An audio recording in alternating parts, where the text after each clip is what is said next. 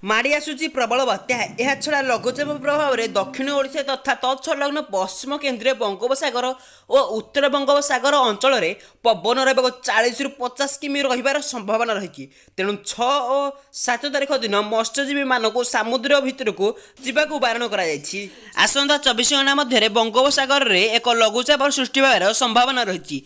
ଏହା ପ୍ରଭାବରେ ଆଜି ଓ 7 ତାରିଖ ଦିନ ରାଜ୍ୟର କେତେକ ସ୍ଥାନରେ ପ୍ରବଳରୁ ଅତି ପ୍ରବଳ ବର୍ଷା ହେବ। ଆଜି ରାଜ୍ୟର 6 ଜିଲ୍ଲାରେ ଅତି ପ୍ରବଳ ବର୍ଷାକୁ ନଜରରେ ରଖି ଆଞ୍ଚଳିକ ପାଣିପାଗ ବିଜ୍ଞାନ କେନ୍ଦ୍ର ପକ୍ଷରୁ ୟେଲୋ ୱାର୍ଣ୍ଣିଂ ଜାରି କରାଯାଇଛି। ଜିଲ୍ଲାଗୁଡ଼ିକ ହେଲା ଗଜପତି, ଗଞ୍ଜାମ, କଳାହାଣ୍ଡି, କନ୍ଧମାଳ, କୋରାପୁଟ ଓ ପୁରୀ। ସେହିପରି ପ୍ରବଳ ବର୍ଷା ପାଇଁ ମାଲକାନଗିରି, ରାୟଗଡ଼ା, ଖୋର୍ଦ୍ଧା, କଟକ, ଜଗତସିଂହପୁର, ମୟୂରଭଞ୍ଜ ଓ ନବରଙ୍ଗପୁର ପାଇଁ ୟେଲୋ ୱାର୍ଣ୍ଣିଂ ଜାରି କରାଯାଇଛି। ପବନର ବେଗ 40ରୁ 50 କିମି ରହିବାର ସମ୍ଭାବନା ରହିଛି। ତେଣୁ 6 ଓ 7 ତାରିଖ ଦିନ ମତ୍ସ୍ୟଜୀବୀମାନଙ୍କୁ ସମୁଦ୍ର ଭିତରକୁ ଯିବା ପାଇଁ ବାରଣ କରାଯାଇଛି। ତେବେ এই ଥିଲା ଆଜିର ପାଣିପାଗ ଖବର। ଏହିପରି ପ୍ରତିଦିନ ପାଣିପାଗ ଖବର ଅପଡେଟ୍ ପାଇବା ପାଇଁ ଆମ ଚ୍ୟାନେଲକୁ ସବସ୍କ୍ରାଇବ୍ କରି ବେଲ୍ ଆଇକନ୍କୁ ଅଲ୍ କରିଦିଅନ୍ତୁ।